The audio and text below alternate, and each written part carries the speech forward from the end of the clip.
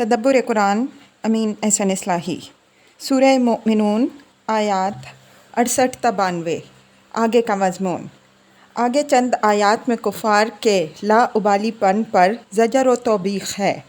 پھر نبی صلی اللہ علیہ وسلم کو تسلی دی گئی ہے کہ تم ان لوگوں کی ضد اور کابرت سے مایوس نہ ہو، تم صراط مستقیم پر ہو، اور یہ لوگ صراط مستقیم سے بھٹکے ہوئے ہیں۔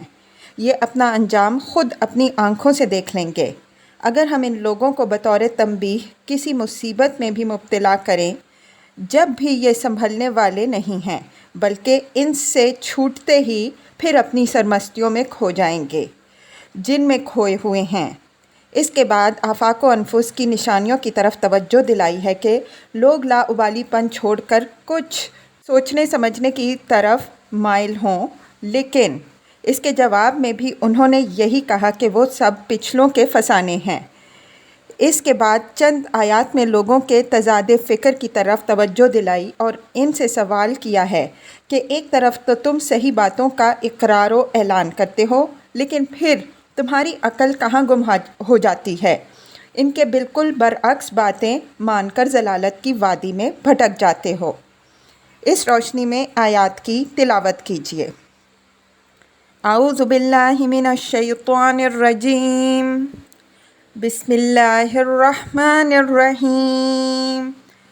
افلم یدبروا القول ام جاءہم ما لم یأت آباءہم الاولین ام لم یعرفوا رسولہم فہم لہ منکرون ام یقولون بہ جنہ بل جاءہم بالحق واکثرہم للحق کارہون ولو اتبع الحق اہواءہم لفسدت السماوات والارض ومن فیہن بل آتیناہم بذکرہم فہم عن ذکرہم معرضون ام تسألهم خرجا فخراج ربک خیر وہو خیر الرازقین وإنک لتدعوہم الی صراط مستقیم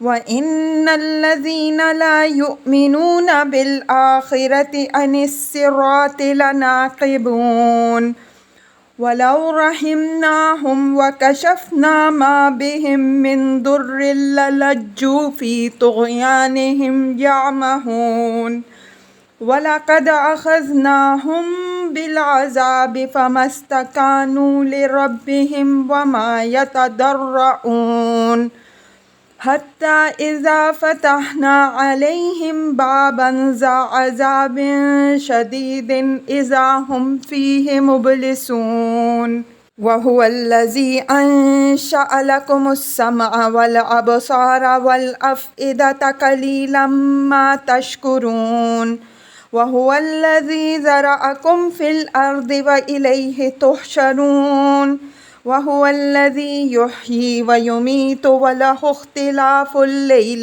وَالنَّهَارِ أَفَلَا تَعْقِلُونَ بَلْ قَالُوا مِثْلَ مَا قَالَ الْأَوَّلُونَ قَالُوا أَإِذَا مِتْنَا وَكُنَّا تُرَابًا وَعِظَامًا أَإِنَّا لَمَبْعُوثُونَ لَقَدْ وُعِدْنَا نَحْنُ وَآبَاؤُنَا هَذَا مِن قَبْلُ إِنْ هَذَا إِلَّا أَسَاطِيرُ الْأَوَّلِينَ قُل لِّمَنِ الْأَرْضُ وَمَنْ فِيهَا إِن كُنتُمْ تَعْلَمُونَ سَيَقُولُونَ لِلَّهِ قُلْ أَفَلَا تَذَكَّرُونَ قُلْ مَن رَّبُّ السَّمَاوَاتِ السَّبْعِ وَرَبُّ الْعَرْشِ الْعَظِيمِ سَيَقُولُونَ لِلَّهِ قُلْ أَفَلَا تَتَّقُونَ قُلْ مَن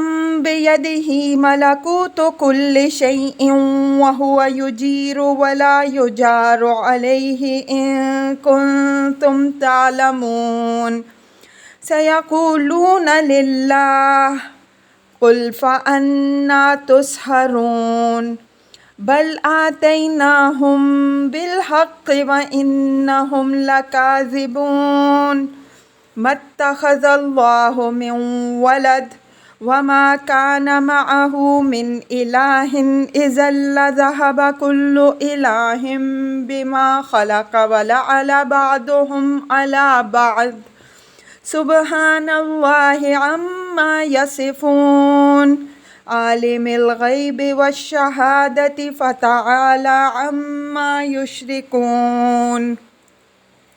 ترجمہ: کیا ان لوگوں نے کلام پر غور نہیں کیا، یا ان کے پاس وہ چیز آئی ہے جو ان کے اگلے آباء و اجداد کے پاس نہیں آئی، یا انہوں نے اپنے رسول کو پہچانا نہیں، اس وجہ سے اس کے منکر بنے ہوئے ہیں، یا وہ کہتے ہیں کہ اس شخص پر کچھ جنون کا اثر ہے۔ یہ جنون نہیں ہے بلکہ وہ ان کے پاس حق لے کر آیا ہے، لیکن ان میں سے اکثر حق سے بیزار ہیں، اور اگر حق ان کی خواہشوں کے مطابق ہوتا تو آسمان و زمین اور جو کچھ ان میں ہے سب تباہ ہو جاتے، بلکہ ہم تو ان کے پاس ان کے حصے کی یاد دہانی لائے ہیں، تو وہ اپنی یاد دہانی سے اعراض کر رہے ہیں۔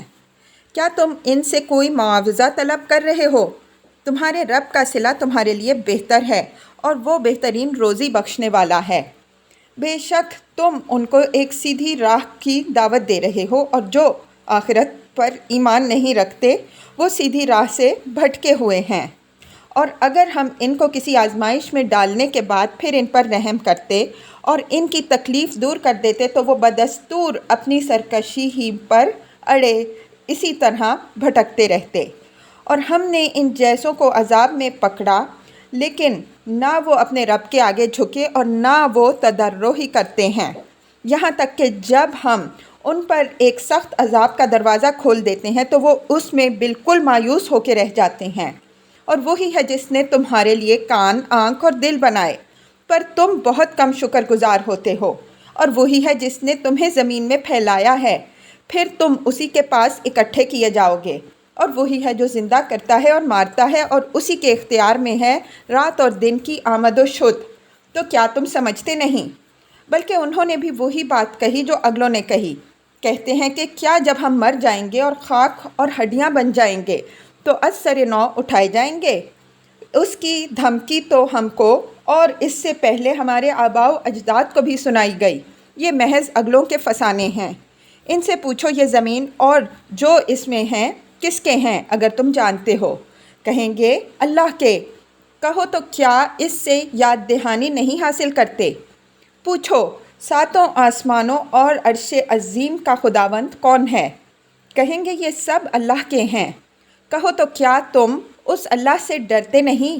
پوچھو وہ کون ہے جس کے ہاتھ میں ہر چیز کا اختیار ہے اور وہ پناہ دیتا ہے لیکن اس کے علاوہ پناہ نہیں دی جا سکتی اگر تم جانتے ہو۔ وہ کہیں گے کہ یہ باتیں اللہ ہی کے اختیار میں ہیں، پھر تمہاری مت کہاں ماری جاتی ہے؟ بلکہ ہم ان کے پاس حق لائے ہیں اور یہ بالکل جھوٹے ہیں۔ خدا نے کسی کو اپنی اولاد قرار نہیں دیا اور نہ اس کے ساتھ کوئی اور معبود شریک ہے۔ اگر ایسا ہوتا تو ہر معبود جو کچھ اس نے پیدا کیا ہوتا اس کو لے کر الگ ہو جاتا اور ایک دوسرے پر چڑھائی کر دیتا۔ خدا ایسی باتوں سے پاک ہے جو یہ بیان کرتے ہیں۔ وہ غائب و حاضر کا جاننے والا ہے اور برتر ہے ان چیزوں سے جن کو یہ اس کا شریک ٹھہراتے ہیں۔ الفاظ کی تحقیق اور آیات کی وضاحت۔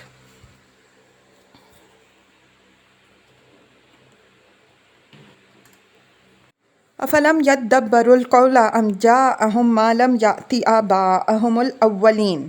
یہ اور آگے جو باتیں استفہامیہ اسلوب میں آئی ہیں سب بطور اظہار حسرت اور بقصد زجر و ملامت ہیں۔ قول سے مراد یہاں قرآن ہے جس سے اعراض کا ذکر اوپر والی آیت میں ہو چکا ہے۔ فرمایا کہ آخر یہ لوگ اس قرآن سے اس درجہ کیوں بدک رہے ہیں؟ کیا انہوں نے اس کلام پر غور نہیں کیا یا ان کا گمان یہ ہے کہ یہ ان کے باپ دادا کے طریقے کے خلاف ہے؟ کیونکہ یہاں کلام زجر اور حسرت کے انداز میں ہے اس وجہ سے بات مجمل چھوڑ دی گئی ہے۔ دوسرے مقام میں یہ تصریح ہے کہ ان کے دلوں پر تالے چڑھے ہوئے ہیں، اس وجہ سے قرآن کی باتیں ان کے دلوں میں نہیں اترتی۔ قرآن کو باپ دادا کی روایات کے خلاف سمجھ کر اس سے بدکنا بھی نری جہالت ہے۔ باپ دادا کا طریقہ بجائے خود اپنی صحت و صداقت کی دلیل نہیں ہے، بلکہ اس کا عقل و فطرت کی کسوٹی پر پورا اترنا بھی ضروری ہے۔ علاوہ ازیں، آخر یہ لوگ اپنی ناک سے آگے کیوں نہیں دیکھتے؟ ان کے اصل جد اعلیٰ تو حضرت ابراہیم علیہ السلام اور حضرت اسماعیل علیہ السلام ہیں۔ وہ تو اسی دین کے حامل اور داعی تھے۔ یہ لوگ اپنے ان اجداد کرام کی پیروی کیوں نہیں کرتے؟ اپنے انہی آبا کی لکیریں کیوں پیٹ رہے ہیں جو دین سے بالکل بے خبر تھے؟ ام لم یعرفوا رسولہم فہم لہ منکرون۔ یہ اس سنت الہی کی روشنی میں جو قرآن میں نہایت وضاحت سے بیان ہو چکی ہے، قریش کو ایک سخت خطرے سے آگاہی ہے۔ وہ سنت الہی یہ ہے کہ اللہ تعالیٰ ہر قوم پر اتمام حجت کے لیے ایک رسول بھیجتا ہے جو اسی قوم کے اندر سے ہوتا ہے۔ اگر قوم اس پر ایمان لاتی ہے تو اللہ تعالیٰ اس قوم کو مند کرتا اور زمین میں اس کو اقتدار بخشتا ہے، اور اگر وہ رسول کی تکذیب کر دیتی ہے تو اتمام حجت کے بعد وہ لازماً فنا کر دی جاتی ہے۔ اس وجہ سے کسی قوم کے اندر رسول کی بعثت کا مرحلہ ایک بڑی ہی نازک چیز ہوتی ہے۔ اسی مرحلے میں اس کی زندگی یا موت کا فیصلہ ہوتا ہے۔ بدقسمت ہے وہ قوم جو اس مرحلہ کی نزاکت کو نہ سمجھے اور اپنے رسول کے معاملے میں لاابالی پن کا مظاہرہ کرے۔ قریش کی اسی ناعاقبت اندیشی پر یہ ان کو تنبیہ ہے کہ انہوں نے اپنے رسول کو پہچانا نہیں، اس وجہ سے اس کا انکار کیے جا رہے ہیں، یا یہ سب کچھ جان بوجھ کر ہو رہا ہے، دیدہ دانستہ ہو رہا ہے تو اس کھیل کا انجام معلوم ہو۔ ام یقولون بہ جنہ بل جاءہم بالحق واکثرہم للحق کارہون۔ یعنی اگر وہ اپنے عوام کو بے وقوف بنانے کے لیے یہ کہتے ہیں کہ رسول کو خبط اور لاحق ہے، تو یہ خود ان کے اپنے پاگل ہونے کی دلیل ہے۔ رسول کو کوئی خبط و سودا نہیں ہے، وہ تو جو کچھ پیش کر رہا ہے وہ بالکل حق ہے اور اس کی ایک ایک بات پوری ہو کے رہے گی۔ البتہ یہ لوگ خود حق سے بیزار ہیں، اس وجہ سے رسول کو دیوانہ قرار دے رہے ہیں۔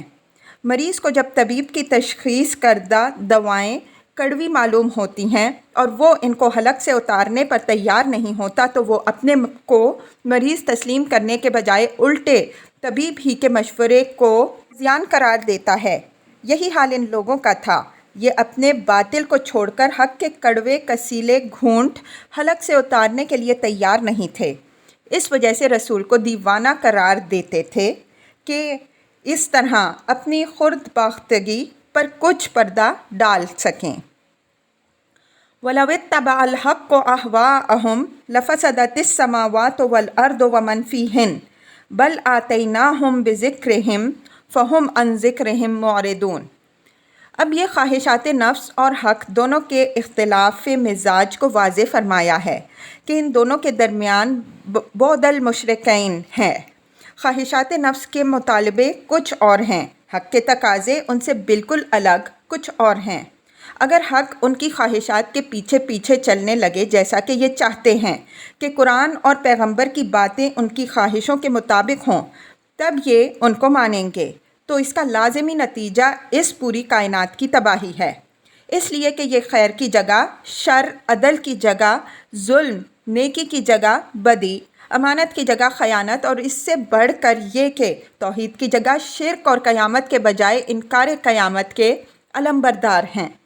اگر یہ تمام اقتدار ان کی خواہشوں کے مطابق تلپٹ ہو جائیں تو اس دنیا کا سارا اخلاقی نظام درہم برہم ہو جائے، اور اگر اس کے اندر شرک کے وجود کو تسلیم کر لیا جائے تو شرک کے ساتھ تو اس کائنات کا نظام ایک دن بھی باقی نہ رہ سکتا۔ اس حقیقت کو آگے اسی سورہ میں یوں واضح فرمایا ہے: مَتَّخَذَ اللَّهُ مِن وَلَدٍ وَمَا كَانَ مَعَهُ مِنْ إِلَٰهٍ إِذًا لَّذَهَبَ كُلُّ إِلَٰهٍ بِمَا خَلَقَ وَلَعَلَا بَعْضُهُمْ عَلَىٰ بَعْضٍ۔ اللہ نے نہ تو اپنے لیے کوئی اولاد بنائی ہے اور نہ کوئی معبود اس کے ساتھ شریک ہے۔ اگر ایسا ہوتا تو ہر معبود جو کچھ اس نے پیدا کیا ہے اس کو لے کر چل دیتا اور ایک دوسرے پر چڑھائی کر دیتا۔ مطلب یہ ہے کہ یہ لوگ تو حق کو اپنی خواہشوں کے پیچھے چلانا چاہتے ہیں اور اس دنیا کی نجات و فلاح حق کے پیچھے چلنے میں ہے۔ خالق کائنات اپنی دنیا کو ان کے رحم و کرم پر نہیں چھوڑ سکتا۔ اب یہ لوگ خود فیصلہ کریں کہ حق کے پیچھے چل کر زندگی چاہتے ہیں یا باطل کے ساتھ چمٹے رہ کر موت اور ہلاکت۔ اگر زندگی مطلوب ہے تو یہ گھونٹ حلق سے اتارنے پڑیں گے، خواہ کڑوے لگیں یا میٹھے۔ اس سے الگ زندگی کی کوئی راہ نہیں ہے۔ بل آتیناہم بذکرہم فہم عن ذکرہم معرضون۔ یہ دوسرے الفاظ میں وہی تنبیہ ہے جو اوپر ام لم یعرفوا رسولہم کے الفاظ میں گزر چکی ہے۔ مطلب یہ ہے کہ اگر یہ اس قرآن کو کسی افسانہ گوئی سمجھتے ہیں تو بہت غلط سمجھے ہیں۔ یہ ان کے حصے کی وہ یاد دہانی ہے جو اتمام حجت کے لیے ہم نے ان کی طرف بھیجی ہے۔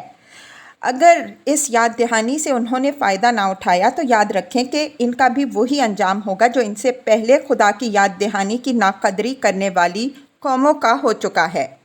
اوپر ہم اس سنت الہی کا حوالہ دے چکے ہیں کہ اللہ تعالیٰ نے ہر قوم کی طرف اپنے رسول بھیجے اور ان رسولوں کے ذریعے سے ان قوموں کو یاد دہانی کی۔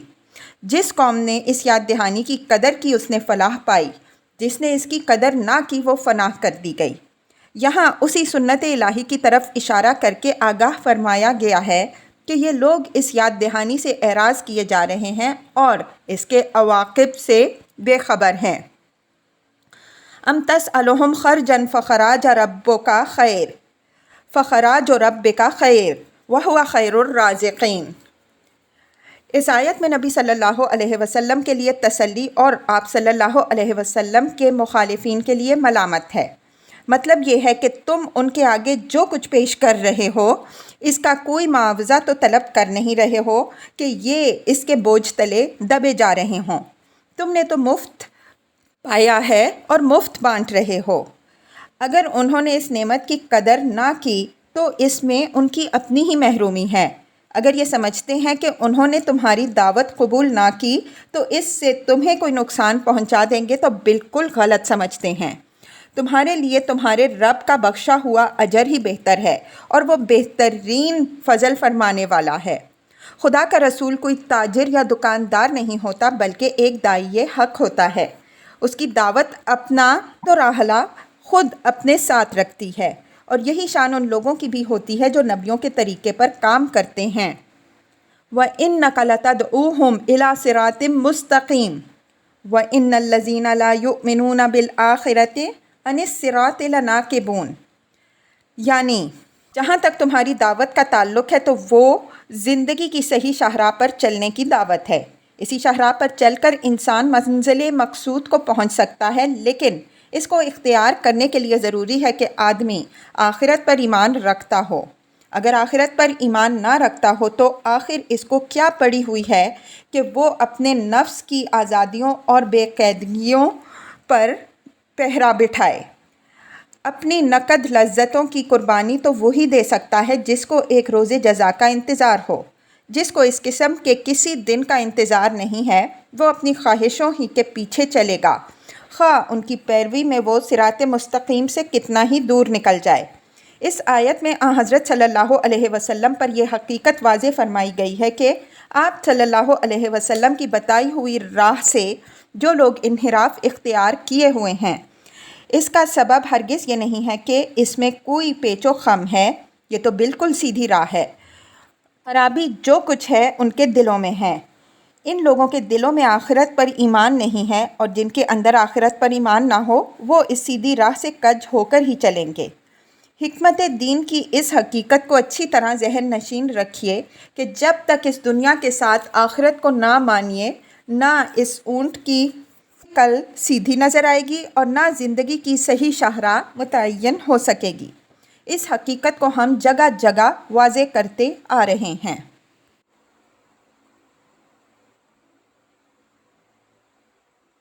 وَلَوْ رَحِمْنَاهُمْ وَكَشَفْنَا مَا بِهِمْ مِنْ ضُرٍّ لَلَجُّوا فِي طُغْيَانِهِمْ يَعْمَهُونَ۔ اس آیت میں عربیت کے معروف اسلوب کے مطابق شرط میں سے کچھ حصہ بربنائے وضاحت کرینہ حذف ہے۔ اس حذف کو کھول دیجئے تو پوری بات یوں ہوگی کہ اگر ہم ان کو بطور تنبیہ کسی مصیبت میں مبتلا کرتے کہ ان کے اندر کچھ خوف خدا اور تضرع پیدا ہو، پھر ان پر رحم کرتے اور ان کی مصیبت دور کر دیتے تو یہ پھر بھی اسی سرکشی میں پڑے ہوئے اسی طرح بھٹکتے رہتے۔ مطلب یہ ہے کہ اس ذہنیت کے لوگوں کو عذاب کی نشانیاں بھی جن کا یہ مطالبہ کرتے ہیں کوئی نفع نہیں پہنچاتی۔ اگر ان سے ان کی گردنوں میں ذرا خم پیدا ہوتا تو محض وقتی طور پر پیدا ہوتا۔ مصیبت کے دن گزرتے ہی ان کے لیڈر یہ سبق پڑھانا شروع کر دیتے کہ یہ اس طرح کے نرم و گرم حالات تو قوموں کو پیش آیا ہی کرتے ہیں، اس کو ہمارے ایمان و اخلاق سے کیا تعلق؟ یہ پیغمبر صلی اللہ علیہ وسلم کو تسلی دی گئی ہے کہ یہ عذاب کی کوئی نشانی مانگتے ہیں تو اس کو کوئی اہمیت نہ دو، اس قماش کے لوگوں کو کوئی نشانی نفع نہیں پہنچاتی۔ وَلَقَدْ أَخَذْنَاهُمْ بِالْعَذَابِ فَمَا اسْتَكَانُوا لِرَبِّهِمْ وَمَا يَتَضَرَّعُونَ۔ وَلَقَدْ أَخَذْنَاهُمْ یعنی وَلَقَدْ أَخَذْنَا أَشْيَاءَهُمْ، ہم نے ان کے ہم مشربوں کو اس سے پہلے اپنے تنبیہی عذابوں میں پکڑا، لیکن نہ تو ان کے دلوں میں خستگی اور فروتنی پیدا ہوئی اور نہ وہ اپنے رب کے آگے گریہ وزاری کرتے تھے۔ یہ پچھلی تاریخ کی روشنی میں اس بات کی دلیل بیان ہوئی ہے جو اوپر کی آیت میں مذکور ہے کہ تاریخ شاہد ہے کہ اس قماش کے لوگ تنبیہات سے کوئی سبق نہیں لیتے۔ مطلب یہ ہے کہ اگر ان کو بھی کوئی تنبیہ کی گئی تو پیغمبر کو یہ توقع نہیں رکھنی چاہیے کہ یہ اس سے کوئی سبق لیں گے۔ ہم سے مراد یہاں قریش نہیں بلکہ ان کے وہ ہم مشرب ہیں جو پچھلی امتوں میں گزر چکے تھے۔ عربی میں غایت، جاسنت اور مشابہت کے اظہار کے مواقع میں اس طرح ضمیریں آتی ہیں۔ اس کی مثالیں قرآن اور کلام عرب میں موجود ہیں۔ اس میں یہ بلاغت ہے کہ ان کو پکڑا تو گویا انہی کو پکڑا، اس لیے کہ وہ مرتکب کی جرم کے تھے۔ استکانہ اور تضرع میں ظاہر و باطن کا فرق ہے۔ استکانہ دل کی شکستگی تعبیر ہے اور تضرع سے مراد وہ گریہ وزاری اور دعا و فریاد ہے جو استکانہ کے نتیجے کے طور پر ظاہر ہوتی ہے۔ میرے نزدیک یہاں مضارع سے پہلے فعل ناقص محذوف ہے۔ حتیٰ اذا فتحنا علیہم بابا وعذاب شدید اذا ہم فیہ مبلسون، یعنی تنبیہی جھڑکیوں سے تو ان مغروروں کا دماغ درست ہونے والا نہیں، یہاں تک کہ وہ وقت آ جائے جب ان کی اس تکذیب کے نتیجے میں ہم ان پر اپنے عذاب شدید کے دروازے کھول دیں۔ عذاب شدید سے مراد یہاں وہ فیصلہ کن عذاب ہے جو سنت الہی کے تحت ہر اس قوم پر آیا جس نے اپنے رسول کی تکذیب کر دی اور اپنی ضد پر اڑی رہ گئی۔ اس سنت الہی کی وضاحت اس کتاب میں جگہ جگہ ہم کر چکے ہیں۔ اس عذاب کے ظہور کے بعد پھر قوم کو مہلت نہیں ملتی، اس کے تمام سہارے اور تمام امیدیں یک قلم ختم ہو جاتی ہیں۔ اسی حقیقت کی طرف آیت کے آخری الفاظ اشارہ کر رہے ہیں۔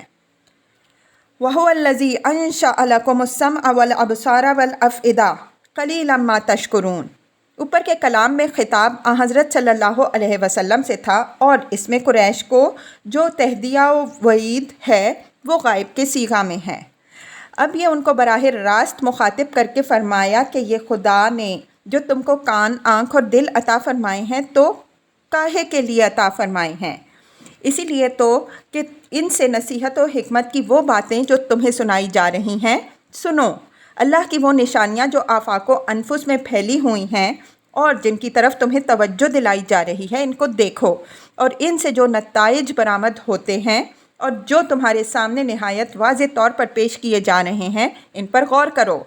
کان، آنکھ اور دل و دماغ کا اصلی مصرف یہی ہے، لیکن تم عجیب شامت زدہ لوگ ہو، حق کو حق ماننے کے لیے دلیل کے بجائے تنبیہ کے ڈنڈے کا مطالبہ کر رہے ہو۔ مطلب یہ ہے کہ اگر عقل اور استدلال سے رہنمائی حاصل کرنے کے بجائے آدمی صرف ڈنڈے ہی کی منطق سے قائل ہو تو اس میں اور گدھے میں کیا فرق رہا؟ قلیلا ما تشکرون اظہار حسرت و افسوس کا جملہ ہے۔ مطلب یہ ہے کہ تم اللہ کی بخشی ہوئی اتنی اعلیٰ نعمتیں پا کر ان کی بہت کم قدر کرتے ہو۔ شکر کی اصل حقیقت جیسا کہ اس کے محل میں ہم واضح کر چکے ہیں نعمت کی قدردانی ہے، اور نعمت کی قدردانی یہ ہے کہ آدمی اس سے صحیح فائدہ اٹھائے اور اپنے منعم کا شکر گزار ہو۔ وَهُوَ الَّذِي ذَرَأَكُمْ فِي الْأَرْضِ وَإِلَيْهِ تُحْشَرُونَ۔ یہ قیامت اور حشر کی طرف توجہ دلا دی گئی کہ اس مغالطہ میں نہ رہو کہ بس یہیں پیدا ہوئے اور یہیں مر کھپ جاؤ گے۔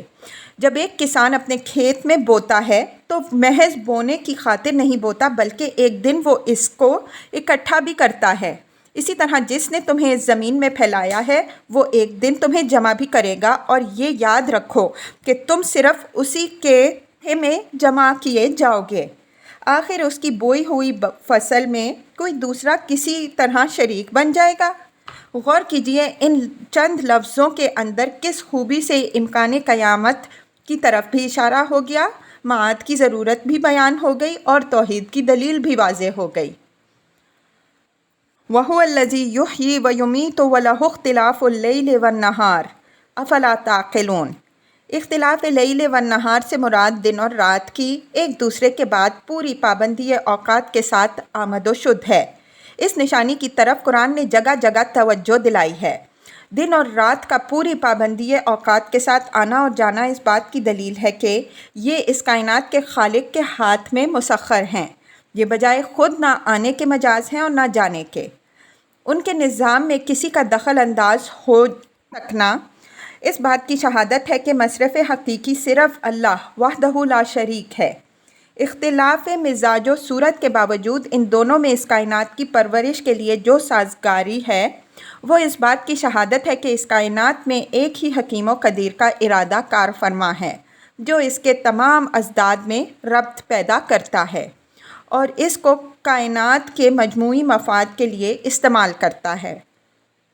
شب میں آرام کی نیند کے بعد صبح کو اٹھ کھڑے ہونا ہر انسان کے لیے قیامت کی یاد دہانی ہے کہ اسی طرح برزخ کی نیند کے بعد جب اللہ تعالیٰ چاہے گا ہر شخص اٹھ کھڑا ہوگا۔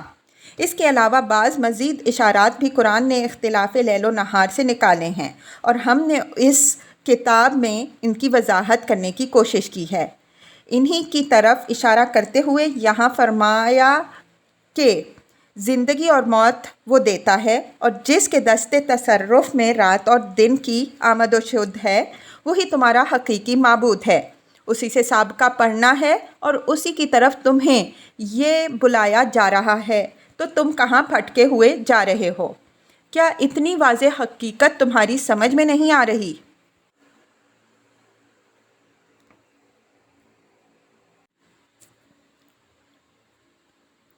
بل قالوا مثل ما قال الاولون قالوا اذا متنا وكنا ترابا وعظاما ائنا لمبعوثون لقد وعدنا نحن وآباؤنا هذا من قبل ان هذا الا اساطیر الاولین۔ یعنی یہ ساری باتیں اپنی جگہ پر واضح اور ثابت ہیں لیکن یہ ان کے دلوں میں کسی طرح نہیں اتر رہی ہیں۔ انہوں نے یہ سب کچھ سن کے وہی بات کہی جو ان کے اگلے ہم مشربوں نے کہی۔ انہوں نے کہا کہ بھلا جب ہم مر کے مٹی اور ہڈی بن جائیں گے تو کیا دوبارہ زندہ کر کے اٹھائے جائیں گے؟ یہ انہونی بات ہے۔ یہی ڈراوا ہمیں سنایا جا رہا ہے اور اس سے پہلے یہی ڈراوا ہمارے اگلوں کو بھی سنایا گیا، لیکن قیامت کو نہ آنا تھا، نہ آئی، نہ آئے گی۔ یہ سب پرانے فسانے ہیں جو بار بار دہرائے جا رہے ہیں۔ ہم ان دھمکیوں میں آنے والے نہیں ہیں۔ قُل لِّمَنِ الْأَرْضُ وَمَنْ فِيهَا إِن كُنتُمْ تَعْلَمُونَ سَيَقُولُونَ لِلَّهِ قُلْ أَفَلَا تَذَكَّرُونَ۔ اب یہ ان منکرین کے تضاد فکر کو نمایاں کیا جا رہا ہے کہ ایک طرف تو یہ آسمان و زمین کا خالق و مالک اور مختار کل خدا ہی کو مانتے ہیں، دوسری طرف یہ ایسی باتیں بھی مانتے ہیں جو اس کے بالکل ضد ہیں یا ان باتوں کا انکار کرتے ہیں جو ان کے اس مسلمہ کے لازمی نتیجہ کی حیثیت رکھتی ہیں۔ مشرکین عرب کے متعلق ہم یہ بات اس کے محل میں واضح کر چکے ہیں کہ وہ آسمان و زمین کا خالق و مالک اور مصرف حقیقی تو صرف خدا ہی کو مانتے تھے، لیکن اس کے ساتھ وہ شرک کی ان اقسام میں بھی مبتلا تھے جن کی وضاحت اس کتاب میں جگہ جگہ ہو چکی ہے۔ رہی قیامت تو اس کو اول تو وہ ایک نہایت مستبد چیز سمجھتے تھے اور اگر ایک مفروضہ کے درجے میں مانتے تھے تو ان کا خیال تھا کہ اس کے سفارتی اور سفارشی خدا کی گرفت سے ان کو بچا لیں گے۔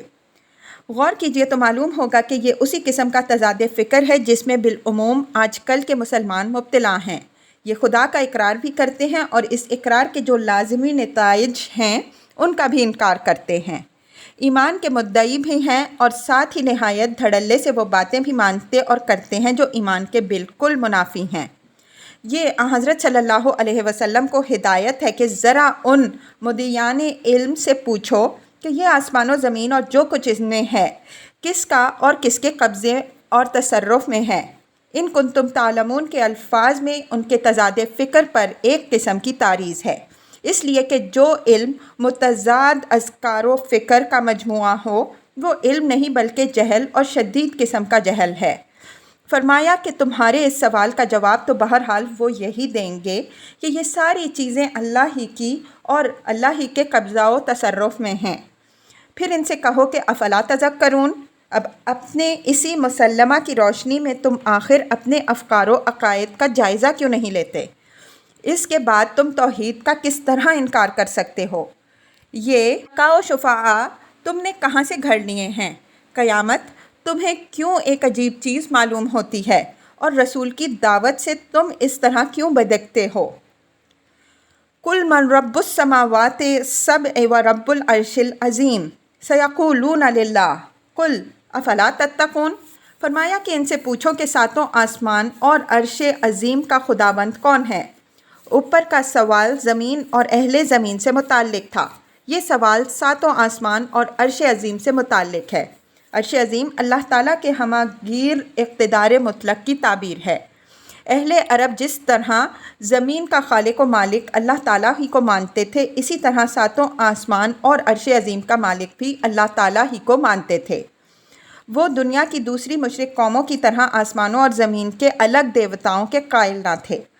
فرمایا وہ تمہارے اس سوال کا جواب بھی یہی دیں گے کہ یہ ساری چیزیں اللہ ہی کی ہیں اور اسی کے قبضہ و تصرف میں ہیں۔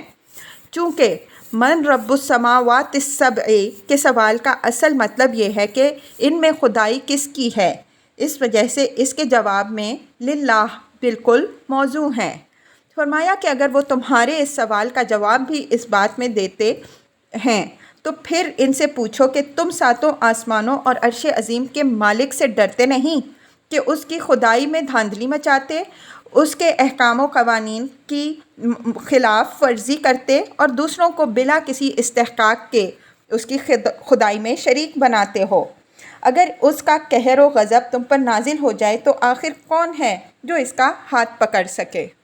قل من بیدہ ملکوت کل شیء وہو یجیر ولا یجار علیہ ان کنتم تعلمون سیقولون للہ قل فانا تسحرون۔ ملکوت یہاں زمام اختیار و اقتدار کے مفہوم میں ہے، یعنی ان سے پوچھو کہ وہ کون ہے جس کے ہاتھ میں ہر چیز کی زمام ہے، اور اس کی شان یہ ہے کہ وہ تو جس کو چاہے پناہ دے سکتا ہے، لیکن کسی دوسرے کی یہ شان نہیں ہے کہ اس کی پکڑ سے کسی کو چھڑا سکے۔ فرمایا کہ اس کا جواب بھی لا محالہ وہ یہی دیں گے کہ یہ سارے اختیارات اللہ ہی کے ہاتھ میں ہیں۔ مشرکین عرب جن معبودوں کو پوچھتے تھے ان کے متعلق ان کا تصور یہ نہیں تھا کہ وہ ایسا اختیار و اقتدار رکھتے ہیں کہ اپنے زور و اقتدار سے وہ کسی کو خدا کی پکڑ سے بچا سکیں، بلکہ وہ فرشتوں کو خدا کی چہیتی بیٹیاں سمجھ کر ان کی پوجا محض اس امید پر کرتے تھے کہ یہ راضی رہیں تو ان کے طفیل میں خدا ان سے راضی رہے گا۔ اس سوال کے ساتھ بھی ان کنتم تعلمون کے الفاظ ہیں، مطلب یہ ہے کہ تم نے جو میتھالوجی تیار کی ہے اس میں تو تم نے یہ درجہ کسی کو نہیں دیا، لیکن اگر کوئی ہے اور تم اس کو جانتے اور مانتے ہو تو ذرا اس کا نام لو۔ پھر فرمایا کہ اگر یہ خدا کے سوا کسی اور کے ہاتھ میں زمام اقتدار نہیں مانتے تو ان سے پوچھو کہ کس نے تم پر افسوں پھونکا ہے کہ بالکل تمہاری مت ماری گئی ہے اور تم خدا کو چھوڑ کر دوسروں کی جے پکارتے ہو۔